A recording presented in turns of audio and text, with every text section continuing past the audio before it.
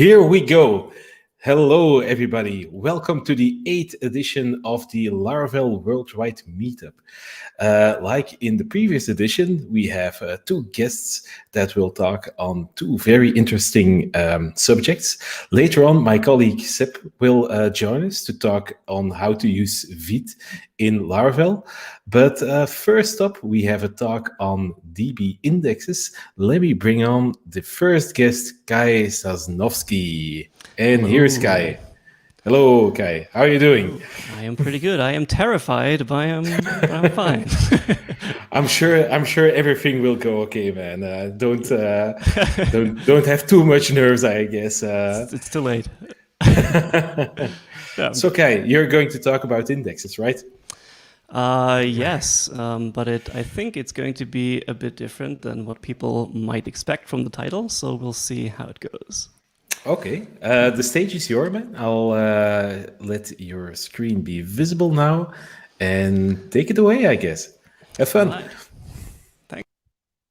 Cool. So, hello, everyone. Hi, Laravel Worldwide. My name is Kai Sassnowski, and I'm here to answer the question of how should I index this query? And the answer is, it depends. So thanks everyone for having me. You can find me on Twitter, on my website, or on GitHub. Shout outs to Freek for having me. Enjoy Seb's talk next. So I'll just assume that everyone laughed now, and I'll just move on. So here's the origins of this talk. If you don't know already, I am currently writing a book on database indexing.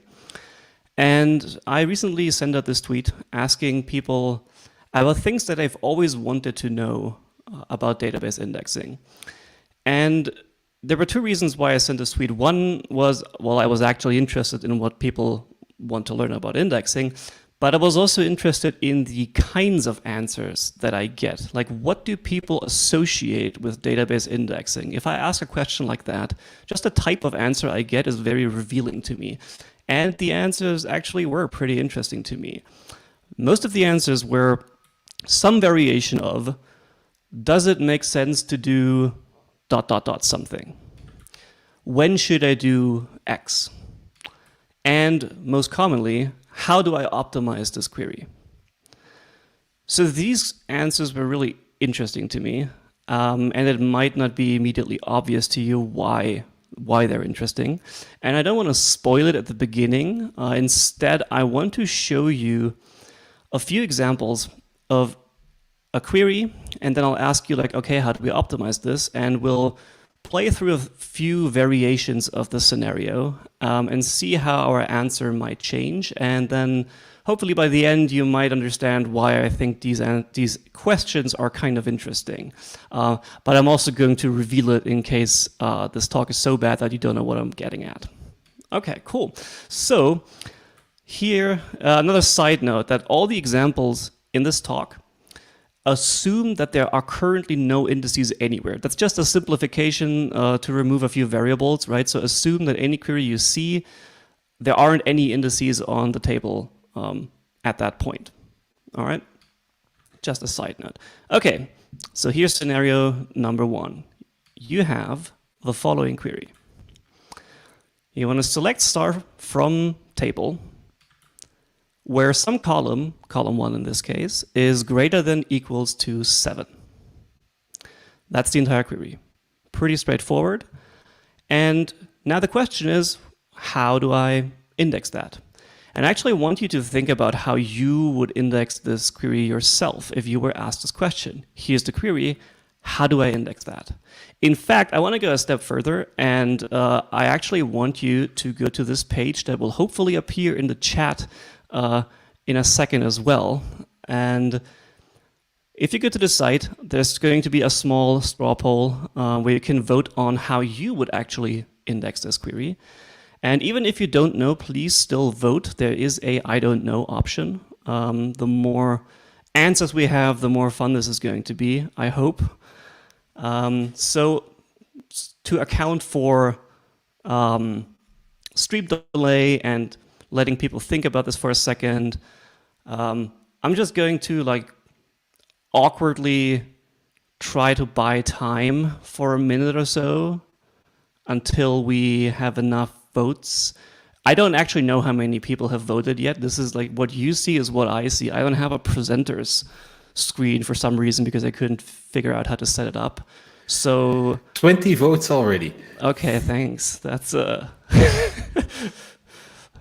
wow, what just happened? Yeah. So anyways, how's the weather, guys? Cool. Right, yeah. Right on. So it's loading slow, someone says. All right. You know what? I think, Frey, can you give me one more update on how many people have currently voted? Yes, we have currently 29 votes, 30. So it's Okay. still Do you know a how many little people bit. are watching? So I know like roughly. Let's see. I think the counter is now at 61. So half of the Okay, so viewers half have of you voted. still haven't done your job. So please, it's not what we're paying you for. All right. So okay, I'm just gonna move on to the next slide, and I really hope that this works. So in theory, okay, cool. So 33 votes. I don't think if I can actually refresh this, I might just, oh, it's live refreshing. Oh, wow, this is the future. And also this is some pretty nice sanitation going on here. Okay, cool. So let's look at what we have. 36 votes. And we have 28 votes. So the majority said put a regular index on column 1. Followed by, I don't know. And then there's 2 people who said put a descending index on column 1. All right, cool. So, like, I think the trend is visible. I'll just leave this page open while I talk. So this makes sense, right? Like, if we put an index on anything, it has to be column 1 because it's the only column that is even mentioned in the query. We do a select star, so there's no column there. And our where clause only has a single condition, and that's on column 1. So if we were to put it anywhere, it has to be column 1. And so a regular index, meaning not a unique index or a descending index, makes total sense, right? That's a pretty straightforward query. Except that it's not the correct answer. You have activated my trap card. The correct answer was, in fact, 2, 3, I don't know.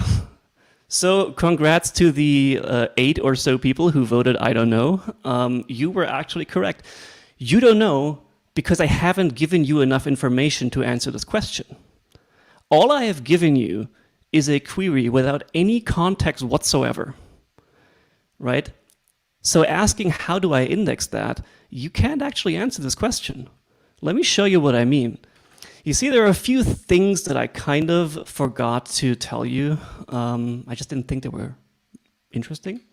So first of all, the table we're talking about has about 6 million rows. Okay, so it's not a gigantic table, but it's respectable, right?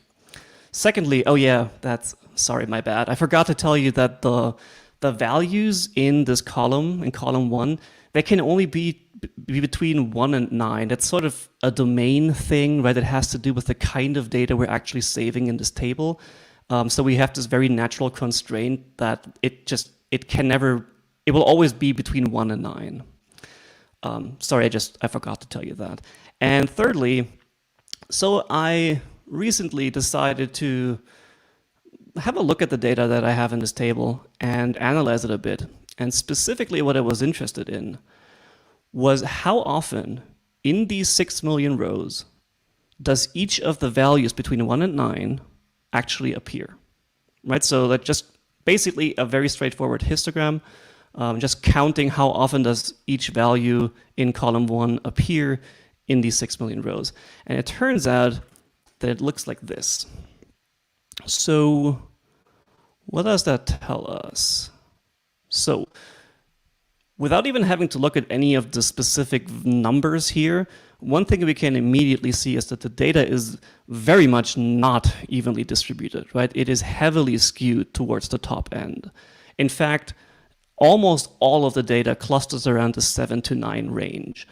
So if we have 6 million rows total in this table, like if I just look at this, the these 3 columns probably would sum up to, I don't know, 5.8, 5.9 million, right? So the vast majority of our data is actually in this upper range. So why is this interesting? So one thing that you need to know about indices is that they don't work well for queries that return lots of data. And I'll explain why that is in a second. But that is one of the properties of an index. It does not do particularly well if your query will return lots of data. So why is this interesting here? Let's get back to our query. And I want to ask you another question. There's no audience participation this time. If we look at this query, I have removed these 7 down here and just replaced it with just a placeholder. So first of all, what's our comparison operator? So in this case, there's a greater than equals, right? It is not an equal, it is greater than equal. So right off the bat, we're selecting for a range, right? That can match multiple values.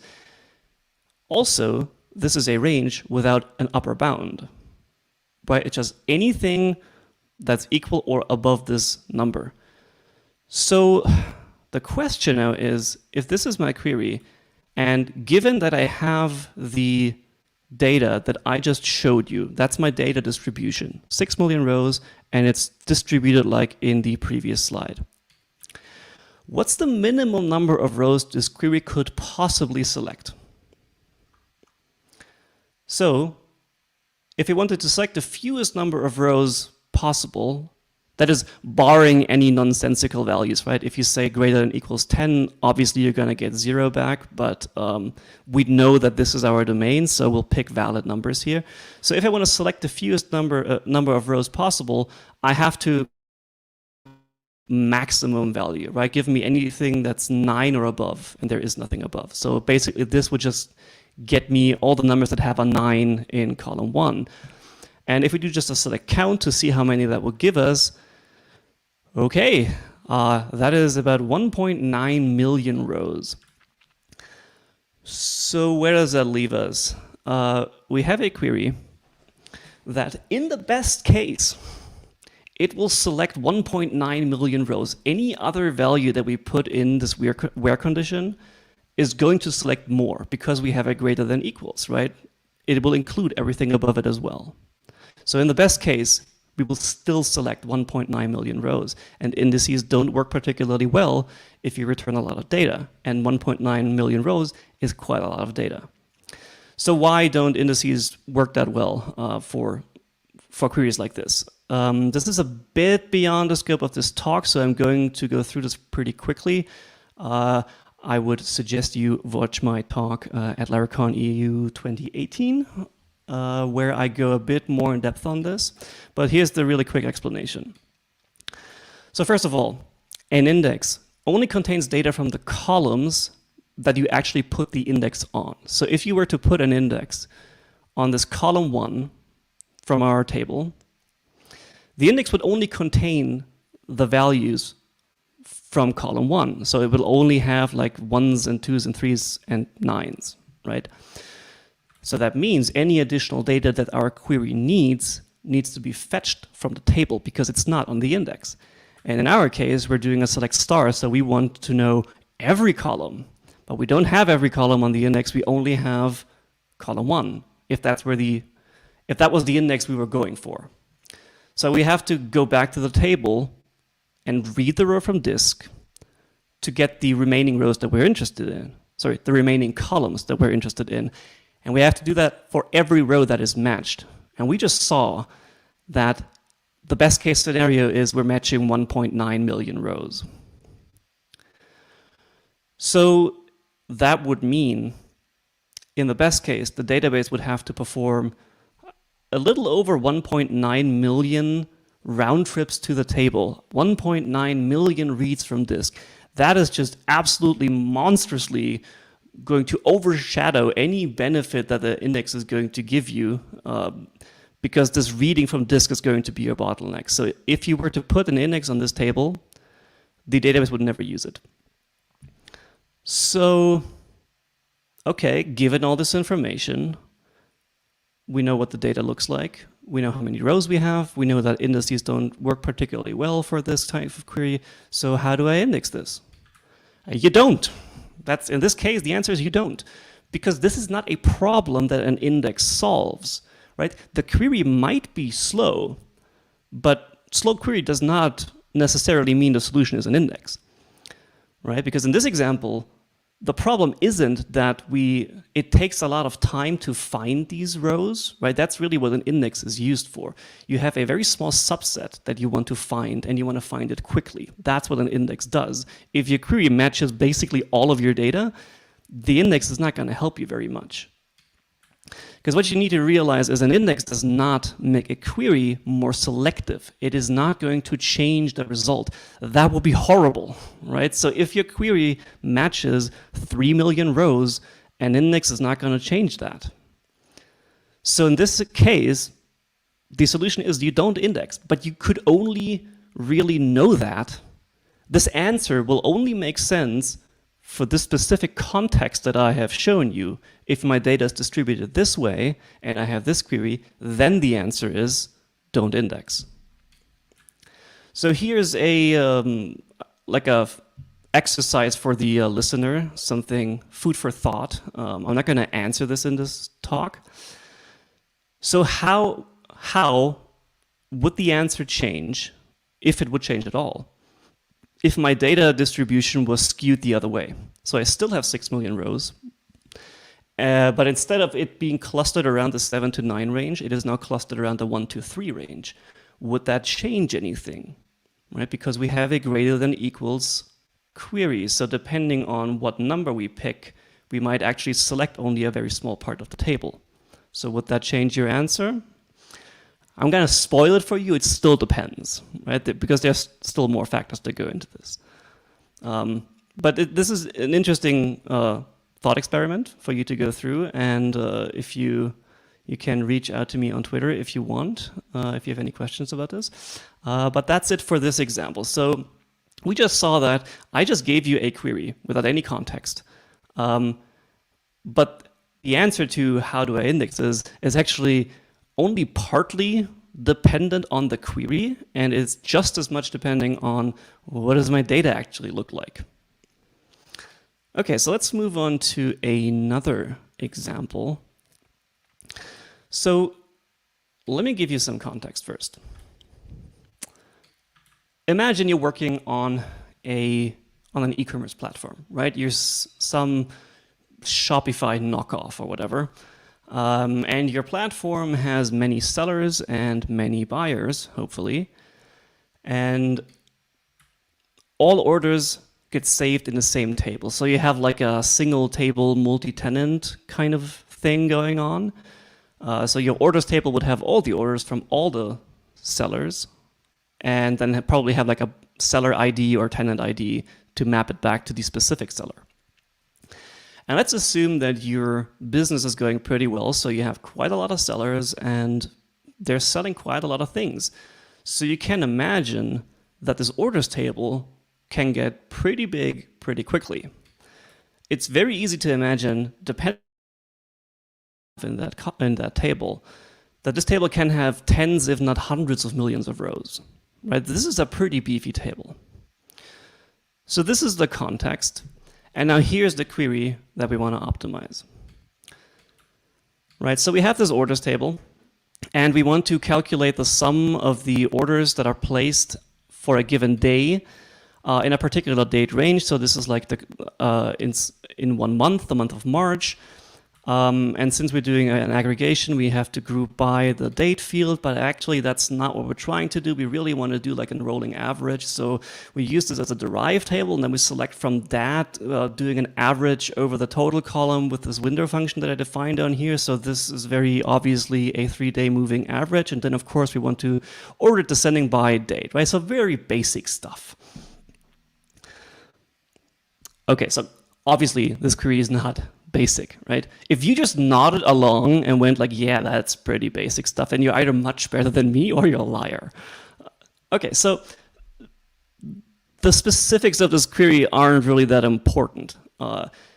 Just think of it as a stand-in for you have a pretty complicated query that does a lot of number crunching, it does aggregations, and there's a window function, whatever that is, and the data it's operating on is very large, right? This orders table can have hundreds of millions of rows. So this is kind of like, I don't even know if this query would work. I think it does. I think I've tried it once, but it doesn't matter, right? It's just a stand-in for a complicated query in your app. But now you're asked to optimize this. And again, you basically have no context. So one question in this example that you can ask, because what we're going to do in this example, in the previous example, when we talked about the greater equal to 7 thing, we didn't change our query, right? The query stayed the same. We just fiddled around with the data a bit, like assume the data is distributed like this, assume it's distributed like this, and that actually changed our answer. In this case, we're going to go one step further, and we're not going to change the query, and we're also not going to change the data. We're just going to change other parameters from the context that this query lives in and see where that takes us. So one question you might ask if you see this query and you're being told it's slow is, well, how is this query actually being used, right? This is just like a random query that was presented to me. And let's assume that you have, 3,000 sellers and running, oh no, I have to go through the animation again. Running this query for a single seller, let's say, takes 2 seconds, which for a database is glacially slow. And so if you have 3,000 sellers, I'm attempting to do math on YouTube, and it's going to be recorded. So if you have 3,000 sellers and it takes 2 seconds to run this query for a single seller, then running it for all of them will take 6,000 seconds, which I think is 100 minutes. Right, so I think we can all agree that over 1.5 hours is pretty slow. So you might want to know, okay, how is this query actually being used? More interestingly, how often is this actually being run? So let's look at 2 possible answers to this question. How often does this query run? And see where that takes us. So case number 1. This query is used to generate a report that gets sent to each seller at the beginning of each month. So let me highlight a few interesting bits about this. So the query is used to generate a report. That report gets sent to each seller, so maybe in an email or something, at the beginning of each month. So what can we learn from this? We know that the query is only used to generate an automated report, which means it is not triggered by user interaction. That means it is very predictable how often this query will run, right? There's not going to be any sudden spikes or something.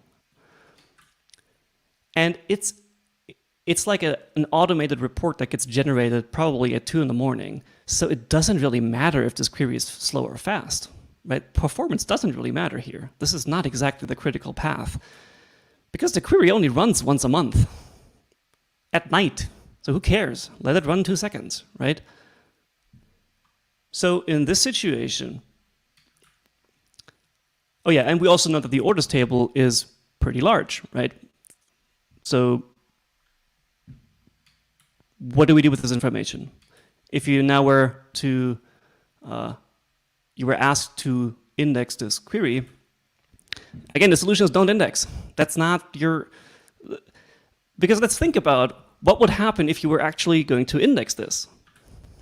First of all, you have a table with potentially hundreds of millions of rows. So any index you create, even if only on a single column, would be pretty damn big. First of all, it's going to take quite a while to build. It's going to take a lot of, it's going to take a lot of storage. And it's only going to be used once a month for a query where the performance doesn't even matter. But because of the way how indices work, as soon as an index exists on a table, it will affect write performance to the table basically all the time, right? You only use it once a month, but you basically just sabotage the write performance of this table the rest of the time as well. So like these trade-offs aren't really worth it, right? So now you might say, okay, but I might just hog the database connection for like 100 minutes. That sounds like it could be a problem.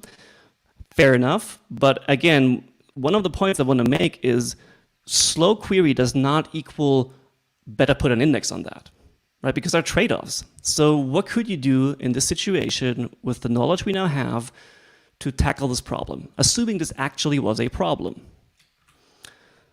So here is a non-exhaustive list. First of all, if you know that the query is only being executed in this scheduled job that only runs at a specific time, like you have all the information. There's nothing surprising about that. So you can just spread out this report generation over multiple hours. You don't have to queue them all at 3 in the morning because no one cares if they get their automated email at 3 in the morning or at 4 in the morning. Like no one's going to sit there refreshing their mailbox at 3 in the morning, right? Just waiting for this automated report. So you can spread them out over like, I don't know, 8 hours, right? Who cares? Doesn't matter. And like spread the load that way. So it doesn't really matter that a single query takes 2 seconds as long as you spread them out enough. Another thing you could do is you could pre-compute this. Instead of like doing the whole calculation at the very end, you could sort of keep a running total of whatever metric you're interested in during the month, and then basically this report generation just selects the final computed value, right? None of these solutions have anything to do with indices. Okay, so how do I index this query? Well, you don't, not in this case. Let's look at another case. So now, this query is used to display a real-time chart on the seller's dashboard page. Again, same query, same data, probably even same application. So let me highlight a few things. Is used to display real-time chart on the seller's dashboard. So what does that tell us? Well, now the query is actually triggered by user interaction. If no one ever opens their dashboard, the query is never going to be run. Okay, which makes it more unpredictable, because if you have Black Friday or something, there might be a pretty big spike in how often this query gets executed. It's used to display real-time data, so let's just go with the most naive approach possible and say that this chart refreshes every 5 seconds, like it just polls, right? Which is a horrible solution, but just for the sake of argument. So as long as you have the dashboard open, this chart component is just going to pull the backend every 5 seconds, and every one of those polling things is going to rerun this query. Which means now, depending on how many sellers have their dashboard open, this query can now be run dozens, if not hundreds of times per second. So we went from once a month at 2 in the morning to, holy crap, this is the critical path, this is going to kill our app. But we didn't change anything about the data or about the query. So what do we do in this case? Well, in this case, well, you absolutely need to do something, right? This is going to murder your application performance. So what's the solution here? Well, it's still complicated because there are still other factors that play into this. I want to give you just a few examples of what you could do in this particular case. One is, yeah, you could actually index this. If you do, you should probably index it pretty aggressively. And by aggressively, I mean usually the index becomes very specific, right? It has a lot of columns. So you have like this composite index that goes over multiple columns because you want to avoid having to go back to disk, right? Because you're selecting something that's not on the index. And if you have an index that has data from all the columns that a query needs, that is called a covering index. So in this case, the index has all the data the query needs, which means we don't have to go to the table at all, which means there are no reads from disk at all. The entire thing is performed in memory. It's pretty damn fast, but the index becomes very specific, and that usually means it becomes less reusable, right? And that's a trade-off, but it might be worth it in this case.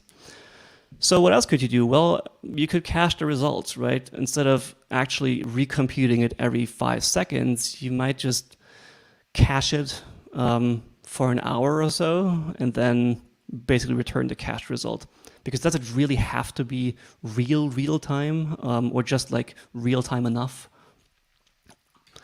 Or you could, again, pre-compute the results, like have a separate job running that just calculates this value in a completely separate job, and then this endpoint that your chart component is hitting basically just fetches this pre-computed result. So similar to what we did with the generated report. Okay, so there's a bunch of options. Only one of them is actually put an index on it. But these solutions are very different. But it's the exact same query and the exact same data.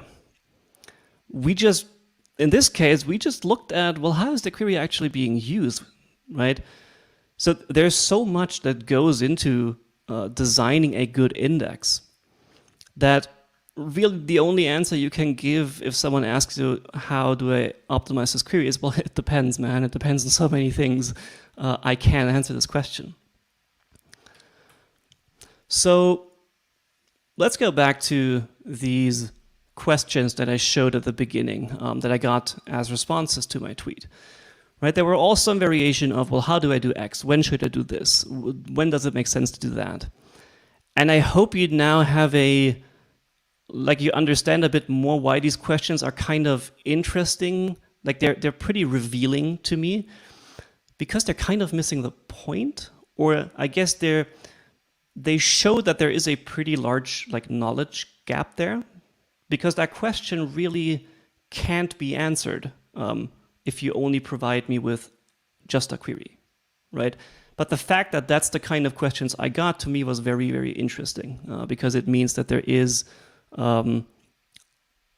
still much more to learn about this topic. And it's like one of those unknown unknowns things, right, where people might not even realize that they don't know that they don't know something, right? So this is kind of the intention with this talk. I haven't really given you any hot tips and tricks on here are some really cool indexing tricks, because they're going to be so specific that they might just be useless to the next person, right? So that kind of talk would probably never really work.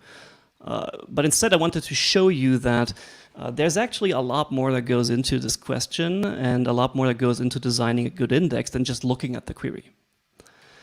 So to sum up, indices and queries don't exist in a vacuum, right? You can't just look at the query and nothing else, because we saw that the answer could still be very, very different. It's based on so many other factors. Secondly, and this is a big one, I think, not every slow query can be improved by adding an index. It is not a silver bullet, right? Our first query with the greater than equals wasn't slow because it took a lot of time to find the data. The problem was we just selected too much, right? The query wasn't selective enough. That is not something an index is ever going to solve. And thirdly, it's developers that need to know the stuff. Why is that? It's because we just saw in the last example, you required application knowledge, right? Where is this query being called from? How often does this run? Oh, it's a scheduled job. It runs at 2 in the morning, blah, blah, blah, blah, blah. These are all application things, right? They don't have anything to do with the database or the query itself. That is just application knowledge, which usually developers have, right?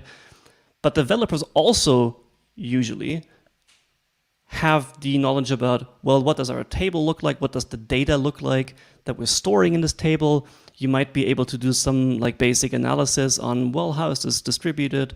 So it's developers that kind of have access to all these bits of information that go into designing a good index, which I think, which is why I think this is so important for developers to know. So context is everything also when it comes to indexing. So next time that you have a query that is slow, so instead of jumping right into let's just throw a bunch of indices at this table, first of all, verify that you actually have the problem that you think you're having, right? Slow query is not slow query, right? Not every slow query is the same. It could just be because it's selecting too much. And then keep in mind that you should also like examine things outside of the database that might factor into designing a good index. So I hope this was useful. I hope that you learned something. So thanks for real this time. All the other stuff hasn't changed. You can still find me on all of these things. I forgot to put the link to my mailing list for the book on here because I'm an idiot. So I'll post that in chat or something. And I will publish these slides soonish on GitHub, so you can look through them again. So yeah, thanks a lot, Frank, for having me. I hope this was useful, and enjoy the rest of the meetup. Yeah, this was certainly useful. Thank you for this talk, Kai. Really enjoyed it. Maybe one more thing that I can ask you: when do you expect that your book is coming out? Because you've been working this is the worst for question you could possibly ask. Yes. Sorry about that, but I had to ask. It's difficult to answer because there's like initial release and then like the thing is done. Like the thing is done is going to take years. But when I first publish it, it's still like I'm in this phase where I'm like doing 2 steps forward, 1 step back. So I think there's still quite a lot of work to do. So it's still going to be a few months out, I think. Okay. But I plan to release it sort of in chapters. And the way the chapters are structured is kind of self-contained, so they solve a very specific problem. So you won't have the issue of like chapter 2 won't become useful until chapter 9 is released, but that is going to take like 5 years, right? It's like everything is self-contained, so it's going to be useful. But yeah. Okay, cool. Yeah, I guess like our slow queries, we'll just wait patiently on your book as well. So nice segue, man. that's a good joke to end this part of the meetup. Right. So thanks again, Guy, and Thanks for having me. See you around. Right. Okay, we are going to take a little break now. We're going to take a 5-minute break or something, and then we'll be back with Sebastian Deyne, who will be talking about using Vite in Laravel. Enjoy the little break and see you in 5 minutes.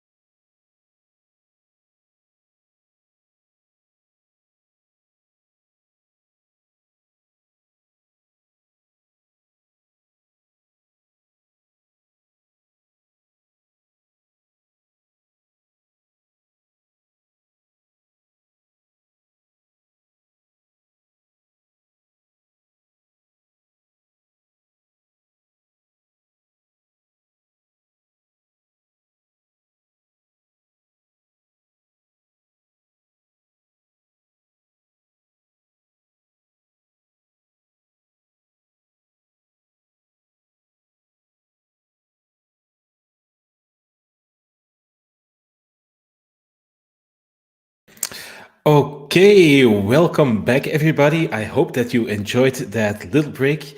Now it's time for the second guest, and let me bring him on. I have here for you Sebastian Deyne, my colleague at Spasi. Hello, Sebastian. Hi. Hi. Welcome. It's Thanks. nice to see you in another context Yeah. today. Now, I'm not going to spend too much of the time here. I'd say take it away, man. All right. I'll share your screen like that.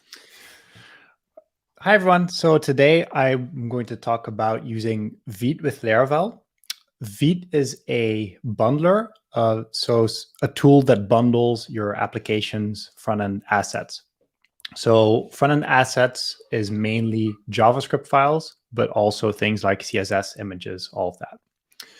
Vite is a tool created by Evan Yu, who also created Vue.js, but it might be a common misconception that is a build tool for Vue, but it's actually a build tool for any framework or stack you're using. So even if you're using React or even the tall stack with Alpine and stuff, Vite might be useful for your applications. So before we dive into how Vite specifically works and with Laravel, I kind of want to do a quick overview of how bundlers work in general. Well, I guess Webpack specifically, because most people are already using Webpack through Laravel Mix, but bundlers are a black box to a lot of people. So to really understand what Vite does different, I want to have a quick overview of how bundlers bundle things. So I tried to summarize bundlers in one sentence, like define them. And what I got to is bundlers recursively resolve and transpile modules. So these are a lot of fancy words, which essentially mean modules are any kind of single items, mostly mapped to a file or a dependency in your JavaScript packages. For example, app.js could be a module, app.css could be a module, but it could also be an image or something else.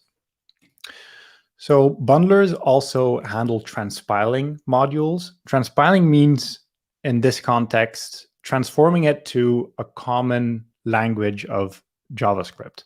So, for example, if you're using single file view components, a bundler doesn't know how to read an app.view file. So it needs to transpile it to app.js so it knows what to do with it. Recursively resolve. So a bundler is going to go through a lot of files and or modules actually, and through those modules, it's going to find that those modules have their own dependencies and import things. So it kind of creates a tree or a graph actually of a whole bunch of dependencies, and it resolves and transpiles them all one by one. So in action, this is a typical app.js file for, let's say, a Laravel application that also uses Vue router. And in this app.js file, I'm importing Vue, the framework, and an app component, so like a base app Vue component. This is something our bundler, in this case, let's say Webpack, understands. So it's going to start recursively resolving its dependencies. So importing Vue, then we see that we have a Vue dependency module that gets added there. We import app.vue, but here the bundler is kind of stuck because it doesn't know how to read that Vue file. So right now, the bundler will transpile app.vue, and we see it imports Vue router, and it imports a few more components specific to our application. So let's say we're building something Forge-like here. We have servers, sites, billing. These are all on different pages, bound together with Vue router. So we also see we have two different import statements here. Vue router is imported with an import keyword, while server, sites, and billing are imported with import functions. The difference is when you import with an import keyword in JavaScript, you're adding it to your bundle as a fixed thing. If you import with an import function, it's actually only going to be imported or loaded more specifically when you request it, in this case, on the screen. So the servers module will only be loaded when you go to the server's page through Vue router. Same for sites and billing. But either way, in this context, they all get bundled to they all get combined to a single bundle, but in the browser, we might load more or less of that bundle. So traversing the tree further, the servers have a select box on them, so we require view select. View select has a dependency on Lodash, for example. Our sites.view also has a dependency on Lodash, so it all gets intertwined, and this all gets grouped together in a single bundle. So let's say we run npm run dev to create a dev build with Webpack or Laravel Mix, more specifically, of this. Or let's say we want to start watching for changes also. The first thing Webpack is going to do is it's going to actually go through all the steps we just went through. So it's going to create a bundle of everything. This takes, these days, like something this size would be probably 5 to 10 seconds with Webpack, but in a real application with a lot more modules, probably in the hundreds, you easily can go up to like 20, 60-second build times.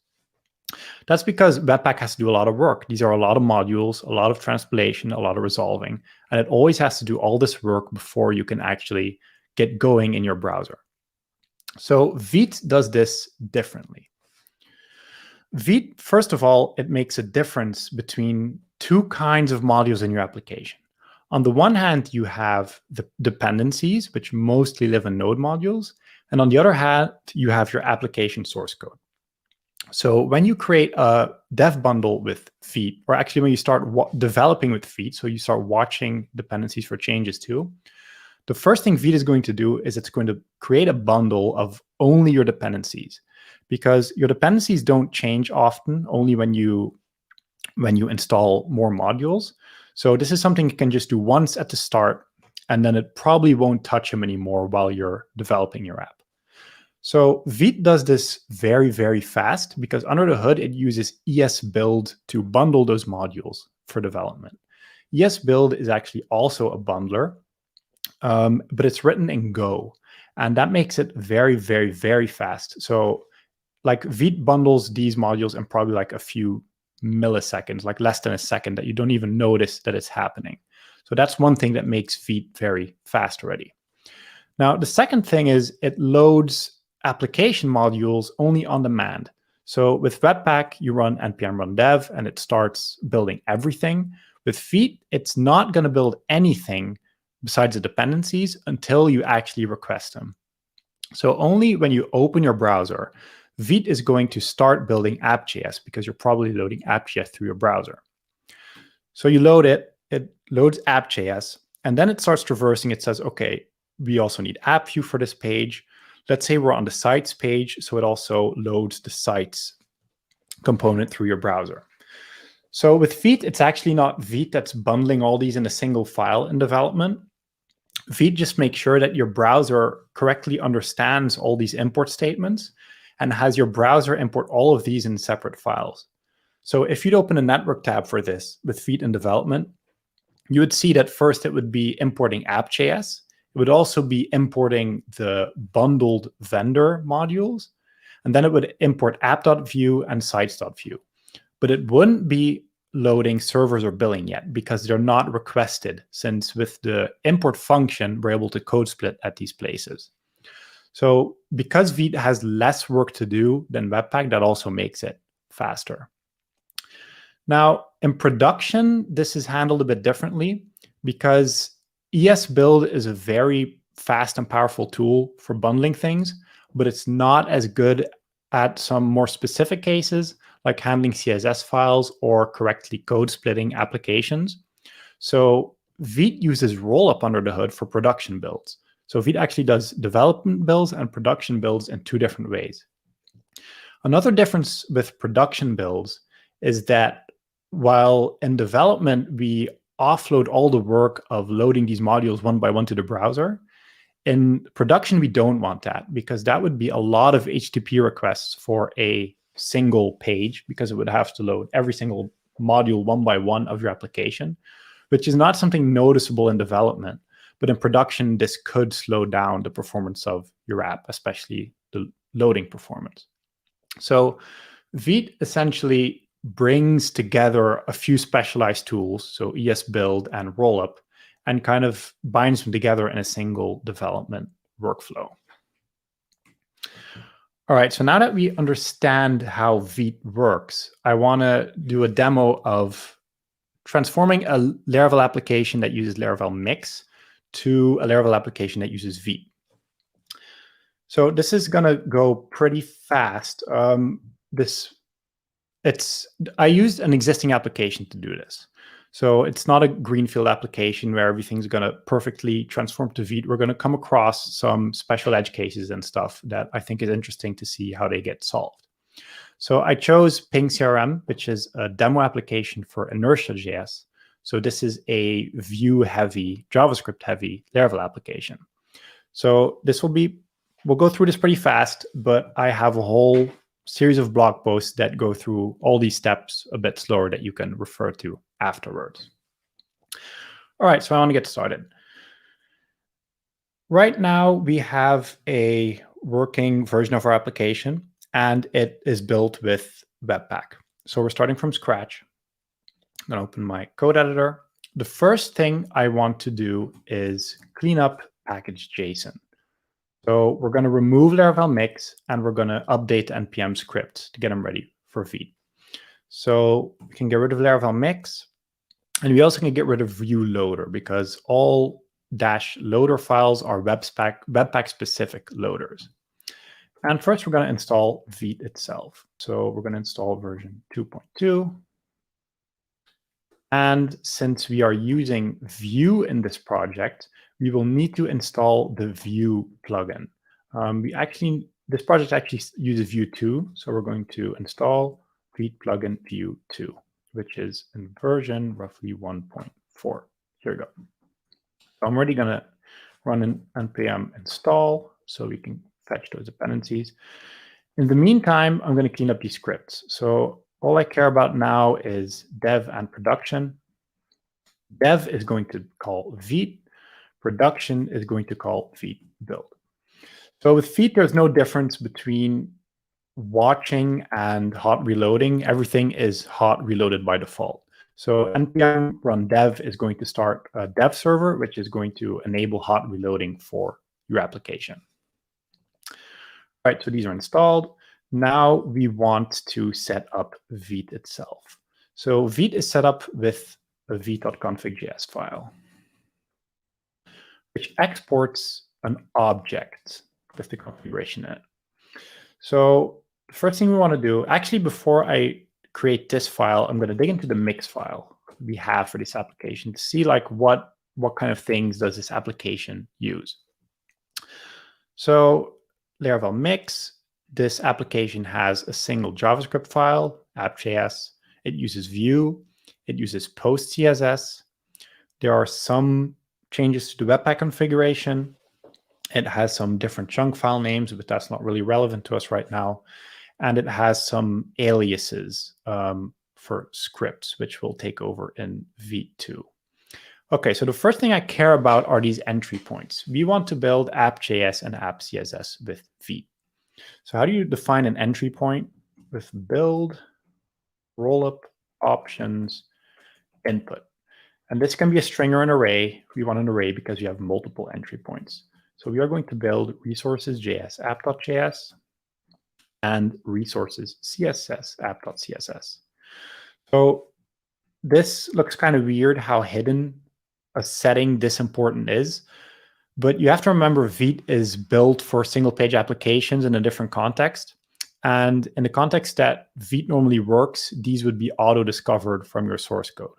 So because we're using this with Laravel, we have to do some additional configuration compared to a Vite project from scratch. This is what we're going to have as an input, and we want to build these to the public folder. So build has an output directory of public build.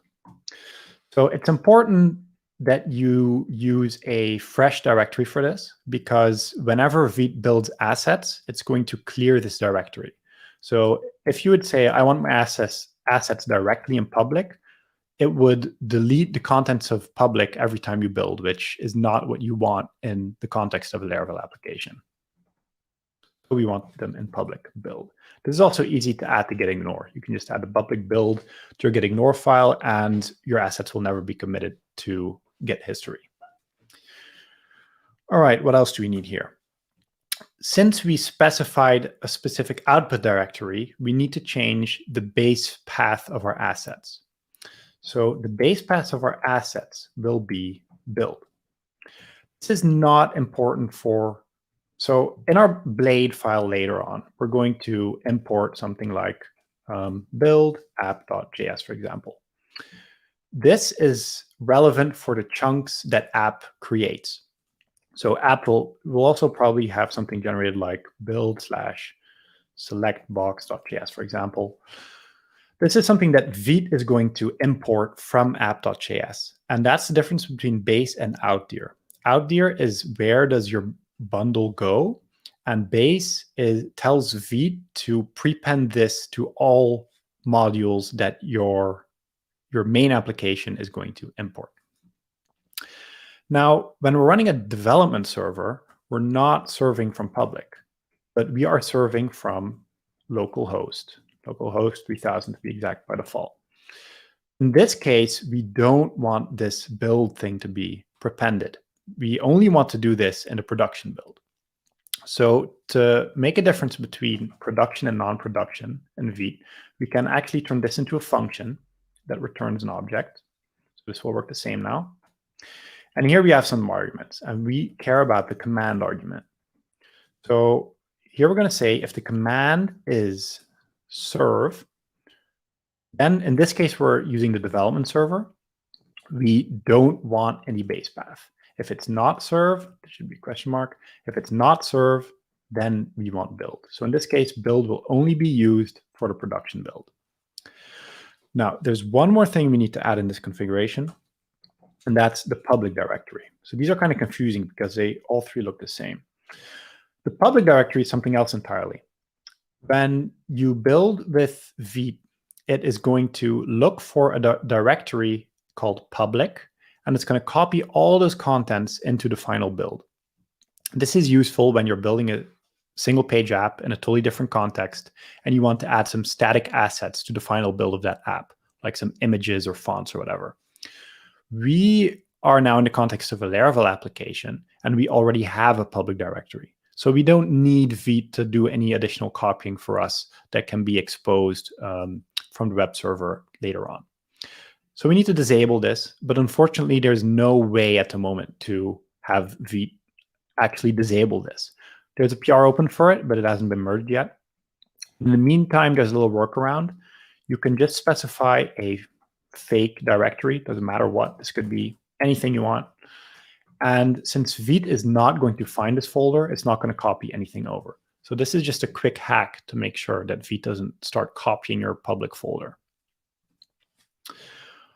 All right.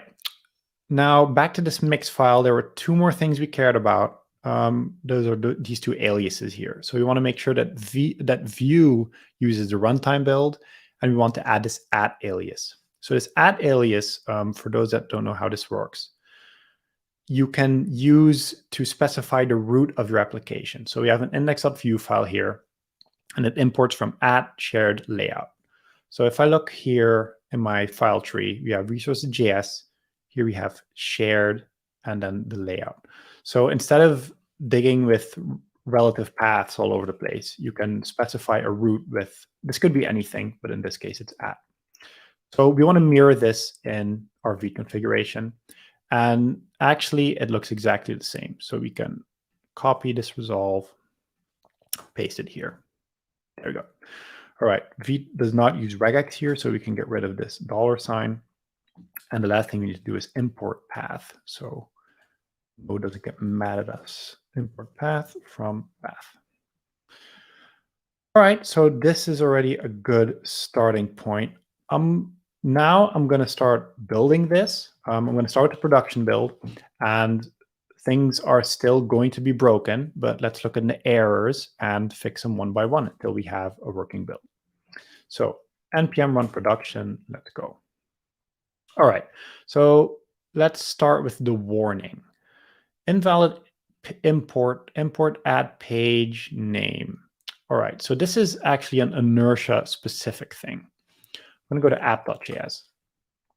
So for you don't really need to understand inertia completely for this, but the way inertia works is the server returns a string. So this is kind of off topic now. The server returns a string, and that string is used to discover a component on the front end and render it. So in this case, the server returns dashboard index. It's going to be passed as a name. And then we want to import at pages dashboard index, which is something we see that exists here, pages dashboard index. Now, Vite doesn't support this template literal variable dynamic import syntax.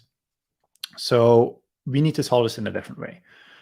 With Vite, you can do something that's importing globs of a bunch of dependencies. And then those dependencies you can start querying for this in that glob.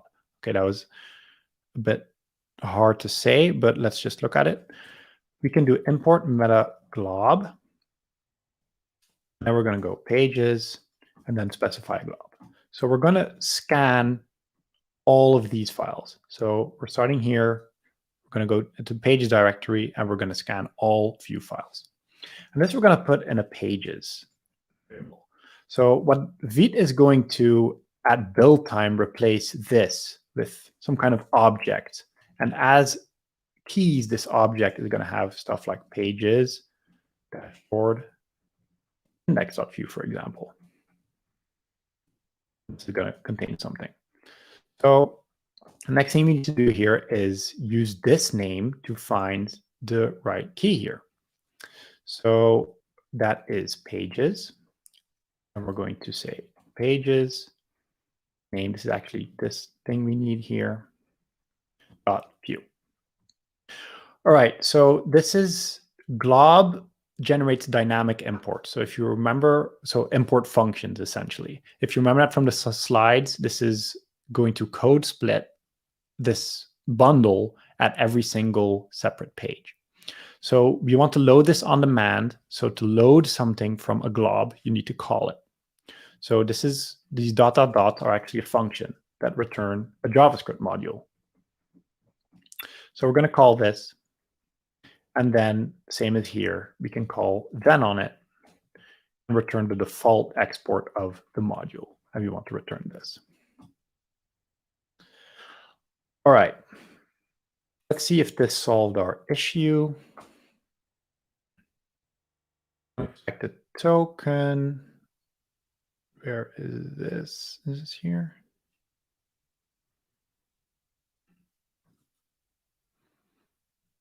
Roll-up dynamic import variables. Something is not happy.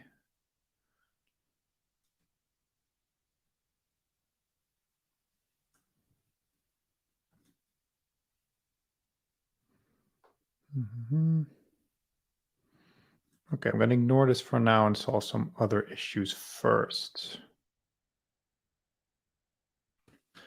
Okay.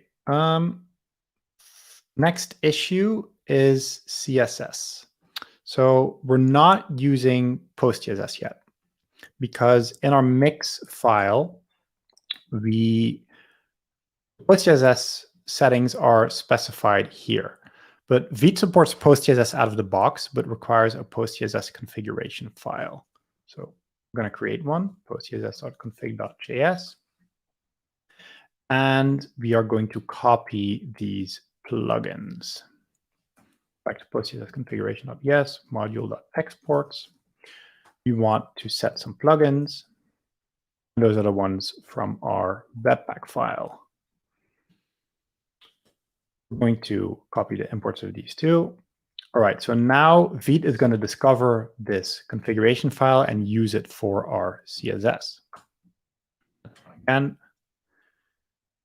And we have a full build. So now we have to fix the previous issue. I assume, I don't know what is going wrong here. Resolve component name.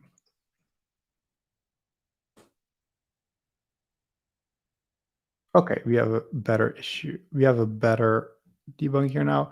The problem is it does not understand login.view. So the reason it doesn't understand login.view is because we installed the view plugin, but we haven't told Vite to use it yet. So in our configuration again, vite config.js, we're going to register a plugin in the plugins array. So we need to import the plugin. We're going to import it from Vite plugin view 2. We are going to import, this is a weird API, but we need to import create view plugin from here, and then we can call it here. Right, so now the view plugin is installed, and Vite should understand this file, and we'll get rid of our pesky unexpected token error. Okay, we have an unexpected token again. Plug, because it has to be plugins. Perfect. Okay, we have more errors, but this time it is a new error. It cannot find the select input module. So this is kind of an annoying one, especially for older applications. But when you're working with Vue in Vite, it actually doesn't support importing Vue files without specifying the Vue extension. This is something that Vue is apparently going to change in the future. That is going to become mandatory everywhere. But now you already need to do it in Vite.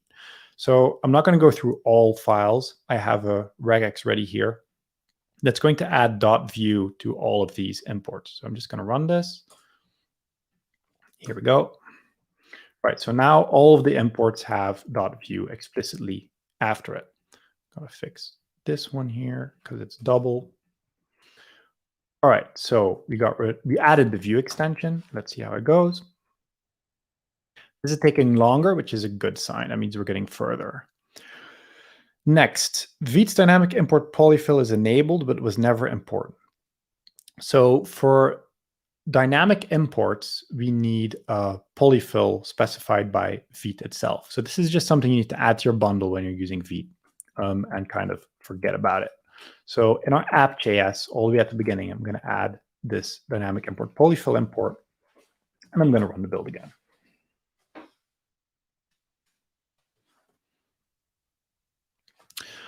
All right, this is good news. We have our first successful build.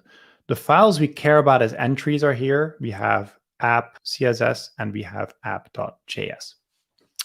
So as you see, Vite did a lot of code splitting. On the one hand, you have these pages like edit pages, index pages.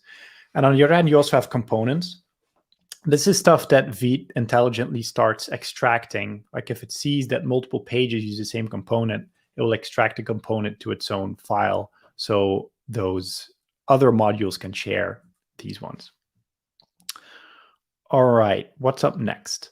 We want to dive into Laravel now. Now we're going to look how we can load these into our Blade view. So, but before I go too deep into that, I want to see if my build actually worked. So I'm just going to copy these paths. So we have our CSS path. I'm going to go to our Blade view, app.blade.php. I'm going to replace this asset app call with our generated, well, with our file name, with the hash in it. I'm going to do the same for app.js.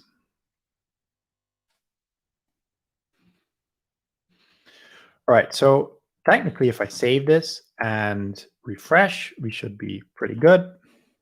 All right, this does not work because we have an unexpected token error.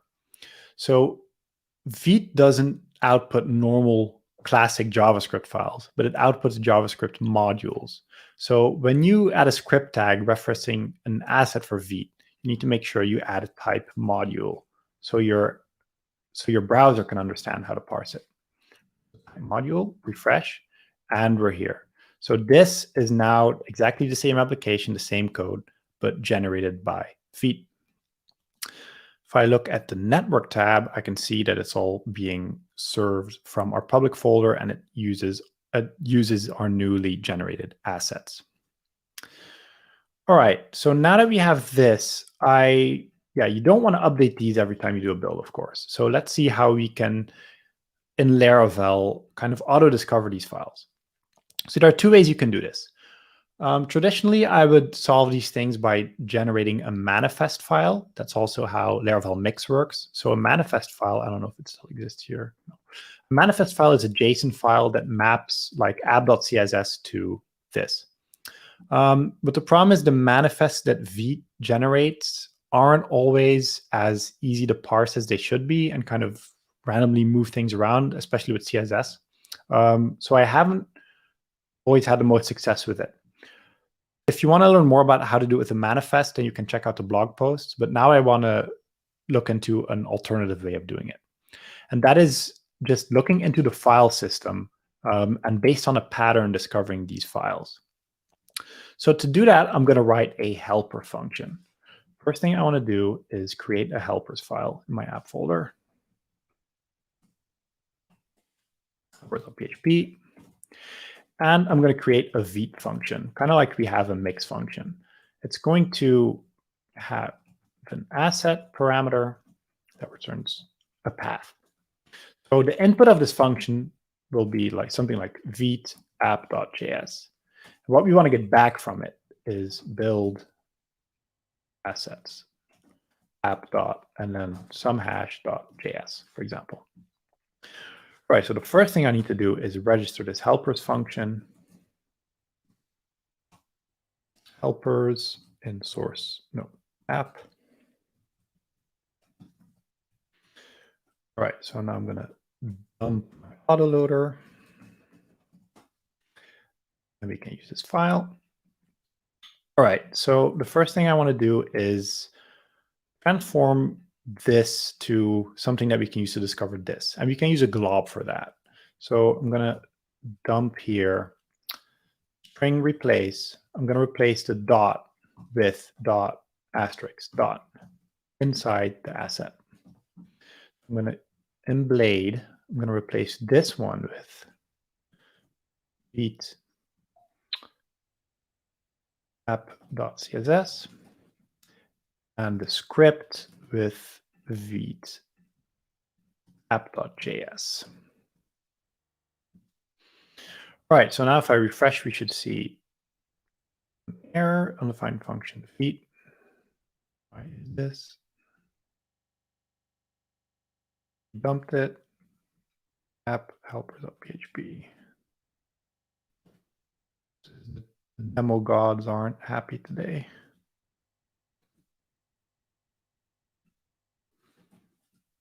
Okay, fine. I'll just do it here then. I don't want to.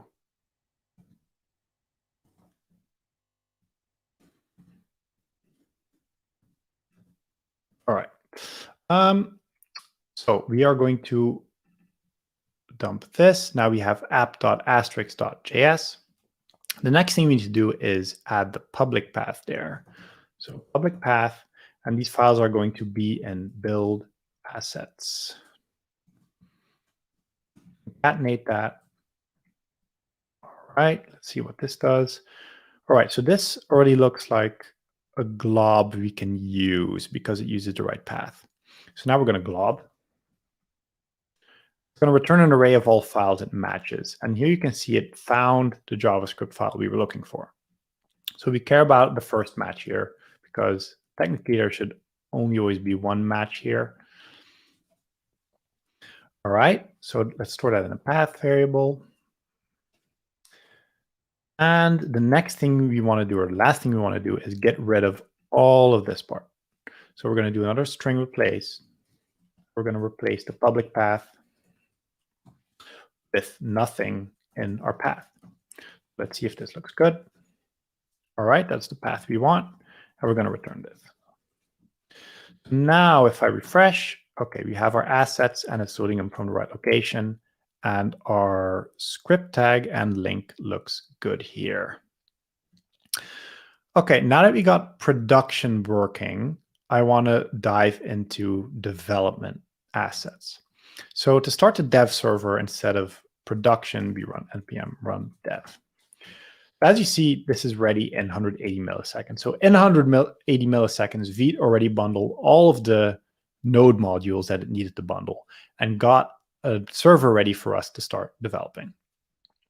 So as I said before with the slides, it's only going to start actually building the application once we visit an entry on this server. So I'm going to comment these out for a second, and I'm going to replace these with dev server equivalents. So the first thing you want to do for dev server assets in Vite is we want a script. Don't forget the module. And we are going to include the dev server client itself. So localhost 3000 /@vite/client. After you added the client, you can start adding your assets, which you add by referring to them through their entry points. So here you have resources.js, app.js. The second one you want to add is a style sheet. So this is a weird one, but in development, you want to add your style sheets as scripts. So here we just say resources CSS app.css. Why you want to do this? Because Vite is going to wrap any CSS file you add here in some kind of JavaScript box, and that adds hot reloading to your CSS. So if you modify some CSS, it will nicely live reload in your browser. Okay, so if everything goes right, and we refresh in the Remote Network tab. Okay, see this, now it takes longer than before because it was building the assets as we requested them. So opening it the first time takes a few seconds, but this is still very, very fast. And you can see now that all the assets are coming from localhost. If I refresh again, now it is fast. And whenever I go to a different path, it's going to start generating more assets that it only needed once you open that path. All right, so now something really fun I want to show, just to show how fast Vite is. In VS Code, you have this feature to autosave. So I'm going to enable autosave. To say I want to autosave any changes I make after a specific delay. And I want to set the delay to 1 millisecond. So this is pretty much going to autosave my files whenever I change any character. Now I'm going to go to that dashboard file, and I'm just going to start typing hello dashboard. So this is how fast Vite is recompiling and hot reloading this page. Just on every single keystroke, it's recompiling. As you can see in the console here, it gets hot updates. So this is amazing when you're developing an interface, or especially like when you're working with Tailwind or something. You can just start modifying here, and every single keystroke you do, text, red, 500, is going to be reflected immediately. So this is really where Vite starts to shine when it comes to developer experience, where you get the hot reloading set up good. And it even adds an overlay, like if you have a syntax error, it really gives you a lot of information of what's going wrong. So with or without autosave, this is a really useful feature. So I'm going to turn this off for now. All right, so there's one more thing I want to do that's pretty important, to me at least, and that is I want to have something in place that decides whether production assets need to be loaded or localhost assets, because we don't want to be commenting and uncommenting this the whole time. So what I'm going to do is I'm going to create a directive somehow. I'm going to call it dev server that is going to be true if the dev server is running. So if the dev server is running, I want these dev server assets. If it's not running, I want these production assets. So I can take these out of comments. And we're going to say app-end dev server. So we are going to do this by adding a custom blade directive in app service provider. All right, so we're going to say blade if dev server. So this is a quick way to generate one of these if statement directives. And we're going to add a callback here. So the first thing I want to add is if we are running in production, app environment production. For running in production, the dev server is off. We're not going to do any additional checks or something, just return false as soon as possible if we're running in production. Now, if we're not running in production, what I want to do is I want to ping this URL or this domain and see if it returns something. because if we're not able to connect, that means the dev server is not running. So we can use Laravel's relatively new HTTP facade for that.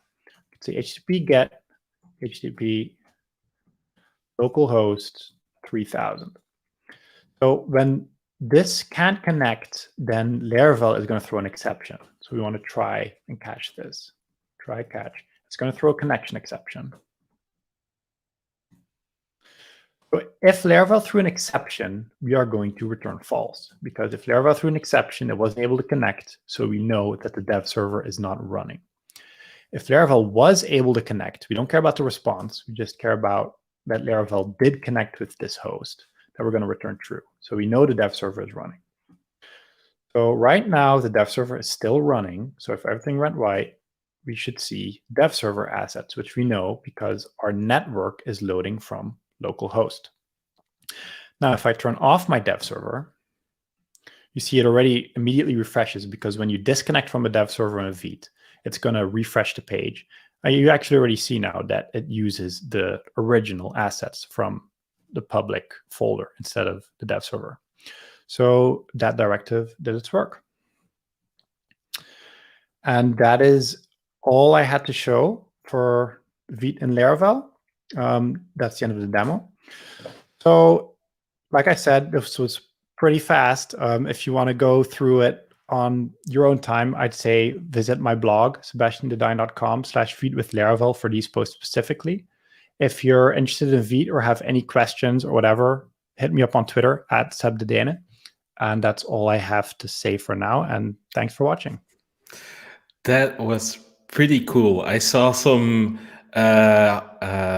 emojis with like stars in their eyes and love in their eyes when you did like the hot reloading thing. That was pretty amazing. I guess people like that that workflow a lot. I maybe have one question for you. Is there a way to get what you showed us in Laravel to just pull that in via a package or something? Because I thought that there was already a Laravel Vite package made by someone. Is that interesting to check out? Definitely interesting to check out. I've played around with it myself. It does require some configuration. I don't know by heart what. I personally am someone who really likes to have ownership over the entire front-end pipeline of an application, because it gives you more room to add optimizations and stuff compared to using like something like Laravel Mix, for example. But if you're interested in just getting started, I'd say give the package a look. I forgot the name of it, but it's also linked to in my blog posts. Okay, cool. Seb, thanks again for letting us feel the power of Vite. Seems pretty cool. Okay, and see you soon, man. See you soon. Okay, we are already at the end of the meetup. I hope that you enjoyed both of the talks. We'll be back next month at the last Tuesday of the month. I think it's the 25th, and I will have 2 guests. I've already prepared a little card here. So the first speaker will be Tom Witkowski. He recently launched an interesting project called opendoor.me, and we'll take a look at how that looks behind the screens. And our second guest will be Robin Malfait. Robin is a, I guess, wizard at Tailwind Labs. He worked on creating headless UI for Tailwind, and we'll take a look at those components in his talk. So that is all that I have for you. I hope that you liked this meetup, and I'll see you again next month. Bye-bye, everybody.